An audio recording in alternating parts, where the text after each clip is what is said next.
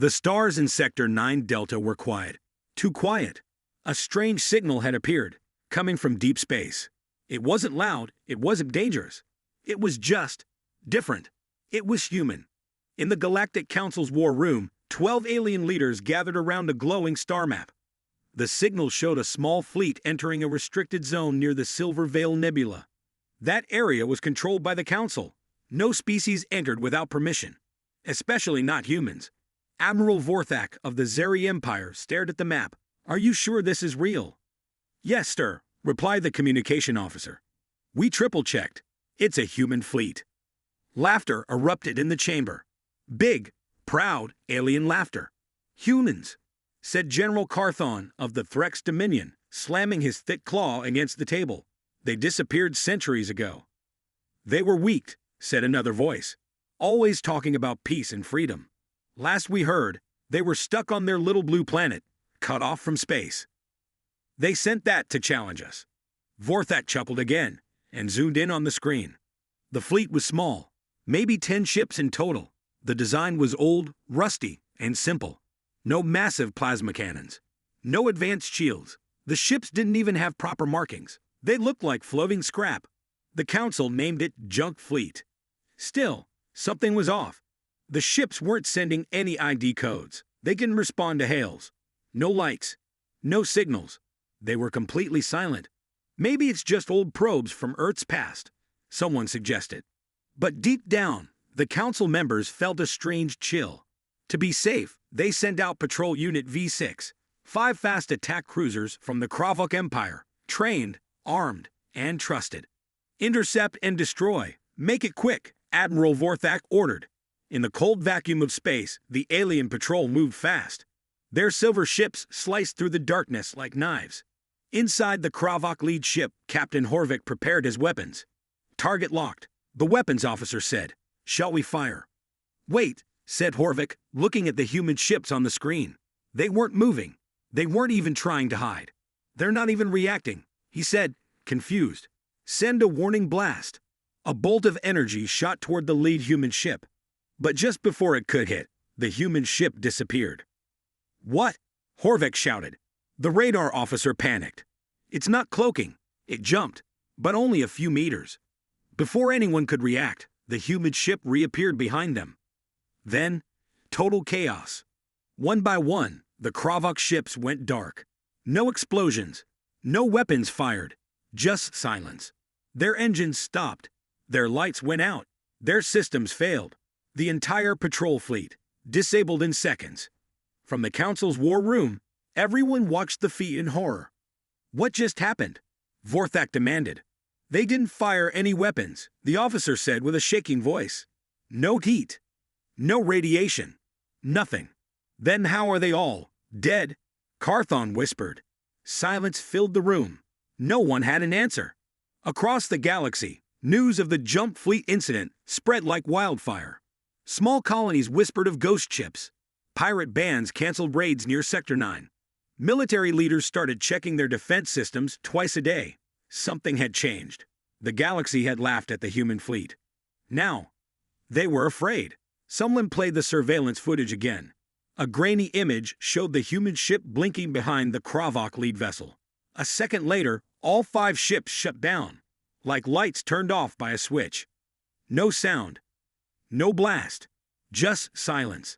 At the edge of the Silver Veil Nebula, the human fleet floated onward, quiet and still. Inside the lead ship, Captain Sarah Lane watched the screens. Her face was calm, but her eyes were sharp. "Fleet status?" she asked. "All ships ready," said her eye assistant, a soft female voice named Nova. "No damage." "None. Kravok fleet neutralized. No casualties." Sarah leaned back in her chair. "They still think we're weak." "They won't for long," Noah replied. Sarah looked out the window, toward the bright stars ahead. "Time to remind the galaxy," she whispered, "who we really are." The galaxy was no longer laughing. The news of the mysterious Jump Fleet spread fast. Every corner of space was whispering about it. Ships turned off their communication links. Starports doubled security. And the Galactic Council? They were silent now. The footage from Sector 9 Delta went viral on deep space networks. It showed 5 elite Kravok ships blinking out. No fire, no explosion, just silence. And then one image that sent chills across the stars. A rust-covered human ship drifting alone, untouched, unafraid. Everyone asked the same question. How did they do it? In the hidden moon city of Kraltor, alien smugglers gathered at a dark tavern. They say humans learned some kind of ghost tech. One whispered. Nah, I heard it was black hole energy. Another said. A third voice leaned in. No, the humans died centuries ago. These things, they're not human anymore. The bartender, an old Yarlan veteran, wiped his glass and spoke softly. I fought against humans once, he said. They were quiet, but dangerous. And smart. Real smart. What happened to your ship? Someone asked. He stared into his drink. I'm the only one who came back. Back at the Galactic Council Hall, panic was rising. We need to stop them, shouted Lord Exar of the Golthi race. That fleet is moving toward the central systems. How many ships? Asked Admiral Vorthak. Still 10, maybe 11, but they've passed through 3 border sectors now, and they've disabled every defense grid without a fight. Counselor Threx adjusted his breathing mask. Then why haven't they attacked any cities? Why haven't they sent demands? No one had an answer. That was the real fear. These human ships weren't conquering planets. They weren't asking for surrender. They were just moving forward, like a quiet storm. In the darkened command room of a science station, alien researchers watched the footage again and again. No energy discharge. No radiation signatures. No known propulsion. One alien scientist trembled. They're moving through space like they're skipping time. His colleague nodded. I think they're folding space itself, without needing jump gates. That's impossible. Not for them. Meanwhile, a curious young alien cadet named Reen, stationed on an observation outpost, asked his commander a simple question. Sir, if we banned humans from the stars centuries ago, how did they come back? The commander didn't answer, but deep inside, he wondered the same. In the shadows of an asteroid field, another alien fleet was watching. The Zeri Empire had sent a top-secret stealth squad to follow the human ships. Their orders: don't engage, just observe. For 3 days, they watched as the small human fleet moved with perfect coordination. One moment they were far ahead, then suddenly right beside them. Their ships seemed to vanish and reappear at will. It made no sense. On the 4th day, the Zeri commander tried to send a secret signal back to the Empire. The screen flickered. Then, a message appeared on their ship's monitor. We see you. Before they could respond, the message changed. Go home. The human fleet didn't fire.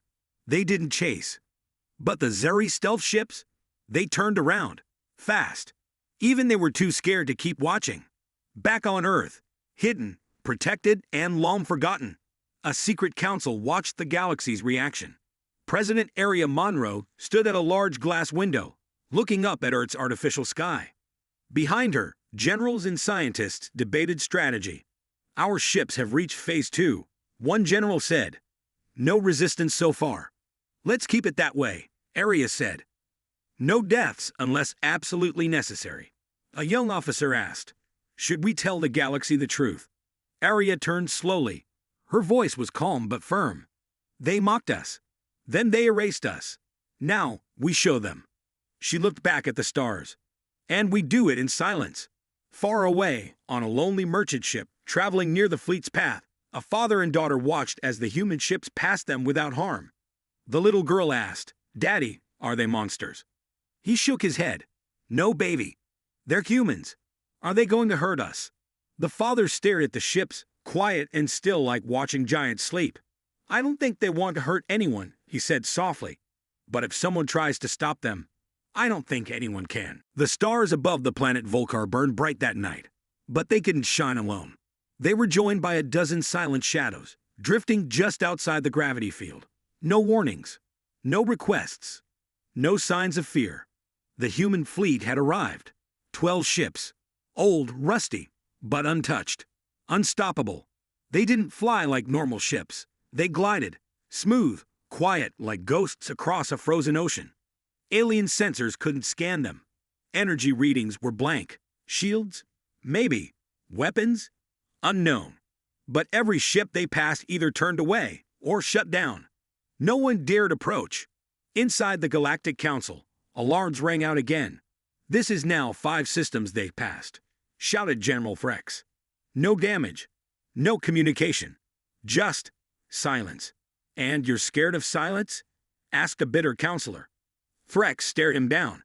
"When silence comes with power like that, yes." The council was breaking apart. Some wanted to strike now. Others wanted to send envoys. But one thing united them all: confusion. Why hadn't the humans spoken a single word? Why hadn't they attacked? On Volcar, panic spread fast. Civilians rushed into shelters. Defense ships rose into orbit, but stopped just short of the humans.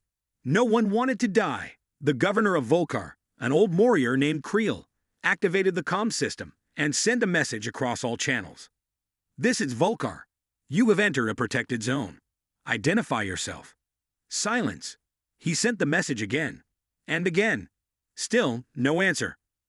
Then, just as his third message ended, the screen on the command bridge flickered. A black background. White text. "You mocked us. You forgot us. We remember." Creel's hand shook. "What'd they want?" A younger officer whispered, Maybe they don't want anything." In deep space, an alien historian named Rava worked inside a floating arca. She had spent her life collecting ancient knowledge, hidden truths. Her species believed in keeping records of everything, even the dark parts. When she heard about the fleet, she opened files sealed for centuries. Files about Earth. What she found made her blood run cold. Old video footage of humans in war. Screaming. Bleeding. Fighting. Winning. And then something worse. Logs of the day the Galactic Council removed Earth from the star maps. Not because humans were weak, but because they were too dangerous. A document read: "If left unchecked, the human species will spread across the stars. Not with numbers, but with willpower. Their strength is not technology. It is belief." Rava gasped. They weren't erased. They were hidden. Back on Volcar, the sky changed. The lead human ship moved. Slowly, calmly, it began to descend. Governor Creel gave the order to aim weapons, but not fire. "They might not attack," he said, "but the people, they were terrified. Families hid underground. Leaders prayed. Fighters held their breath." As the ship came closer, something strange happened. It stopped, above the capital city, not firing, not threatening, just watching. It hovered like a shadow across the stars. Hours passed. Nothing moved. No one spoke. The humans stayed silent. And then, just before midnight, every screen on the planet lit up. One voice. Human. Cold. Calm. "This is not an invasion. This is a reminder." The message ended, and just like that, the ship rose back into the sky and left. All across the galaxy, the message repeated. Every planet, every station, every species. This is not an invasion. This is a reminder. The meaning was clear. We're back. We're watching. We hadn't forgotten. In the human command ship, Commander Juno stood with her crew. "They're scared," one officer said. Juno nodded. "Good, but we're not here to destroy. What if they attack first?" She turned. Her eyes were steel. "Then we remind them why they shouldn't." The Galactic Council chamber was in chaos. Dozens of alien leaders shouted across the room. Fists slammed on tables. Tentacles waved. Wings buzzed in frustration. The message from the humans had played on every screen in the galaxy. This is not an invasion. This is a reminder. And then, silence. It was worse than war. At least war had rules. This was fear. High Chancellor Varric, a tall, thin being from the Vernary species, stood at the center of the storm. His silver robes flickered with stress as he banged his staff on the floor. "Order," he roared. "We are the Council. We cannot panic like children." Someone shouted back, "Then tell us what that fleet wants." Another voice hissed, "They erased an entire patrol without firing a shot. They've entered 5 systems with no resistance. They hover above planets, and just watch. What kind of game is this?" Varric raised his voice again. "They want attention. That's all. Old humans clinging to old anger. We will remind them who rules now. The room went quiet. Counselor Drea, from the Rollick Empire, stood up. Her eyes were sharp and cold. "Then let's destroy one of their ships," she said. "Show the galaxy their weakness. One broken hull will end this joke." "Agreed." Varric nodded. A motion was passed. "Target the smallest ship. Strike it hard. Send a message." The plan was simple. It was also a mistake. Across the stars, in a hidden command base near Sector 9, a special strike fleet was launched. 6 warships. Elite, fast, loaded with the Council's best plasma weaponry. They called it Operation Thunderflash. The target: a lone human frigate orbiting a gas giant, motionless. "Surprise attack," the captain grinned. "They won't even see us coming." They arrived in the dark of space. Black stars. Cold silence. The human frigate floated like a statue. No shields. No movement. The captain gave the order: "Lock on. Fire all weapons." A burst of blue light screamed across space. The human ship vanished in fire. The aliens cheered. Sensors scanned the debris. But there was nothing. No wreckage. No pieces. No explosion. Just empty space. The captain frowned. "Check again." His crew tried. Scanners spun. Suddenly, every system on every alien ship shut down. Lights off. Power gone. Engines dead. They were floating. Blind. Helpless. Then something even worse happened. The stars disappeared. It wasn't night. It wasn't space. It was something big. Something moving. A shadow passed over their ships. Slow and massive. A shape too large to understand. The crew screamed. And then, one by one, the alien ships vanished from every radar across the galaxy. Gone. No distress signals. No survivors. Just silence. The Council received the news. At first, they didn't believe it. Then the footage came in. No human ships fired. No lasers. No missiles. Just shadows. And then nothing. Chancellor Varric stood frozen in his office. Counselor Drea refused to speak to reporters. Galactic news channels were filled with one question: how can a ship disappear without being destroyed? Meanwhile, on a far-off planet, a human child played in a desert. He looked up as something passed over the sky, a long black shape. The child's mother came running out. "Inside." "Now," she said. He pointed at the shape. "Is that ours?" The mother nodded, a strange look in her eyes. "Yes, that's one of the old ones." Back at the Council, a secret meeting was called. Only 5 top leaders attended. They watched old files they had erased long ago. Project Exodus, the last known human plan before they'd vanished from the galaxy. One line stood out: "When we return, it won't be with ships. It will be with legends." Counselor Frex spoke softly. "We shouldn't have left them alone."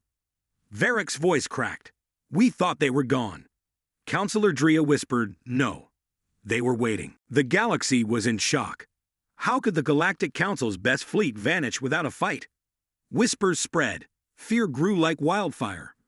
But far from the centers of power, on a quiet blue planet, something ancient stirred. Earth.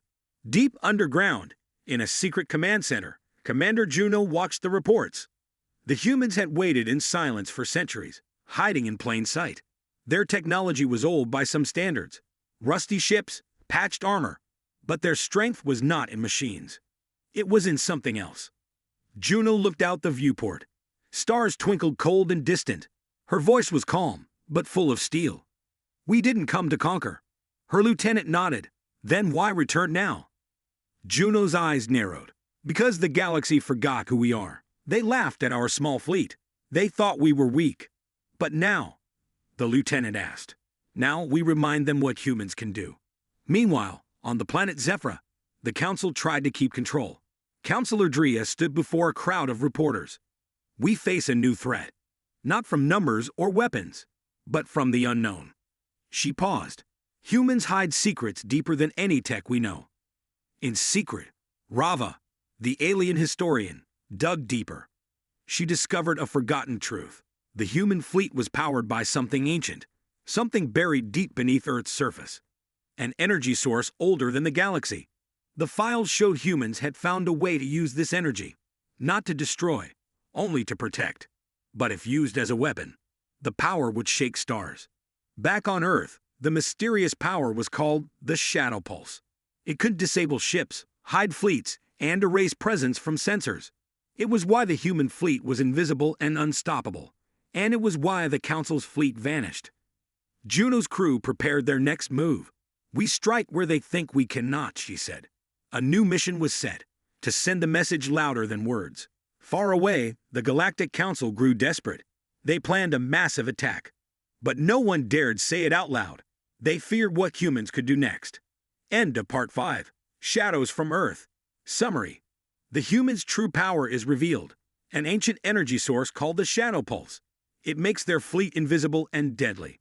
The galaxy watches in fear as humanity prepares to remind everyone why they should never be underestimated. The galaxy held its breath. All eyes watched the small human fleet as it moved closer to the heart of the Galactic Council's territory. No one knew what they would do next. Commander Juno stood on the bridge of the lead ship, the Iron Resolve. Her face was calm but determined. "Prepare for the first strike," she said. Her crew worked quickly. Systems hummed. Weapons charged silently. But no alarm sounded. No panic. Because the humans weren't attacking yet.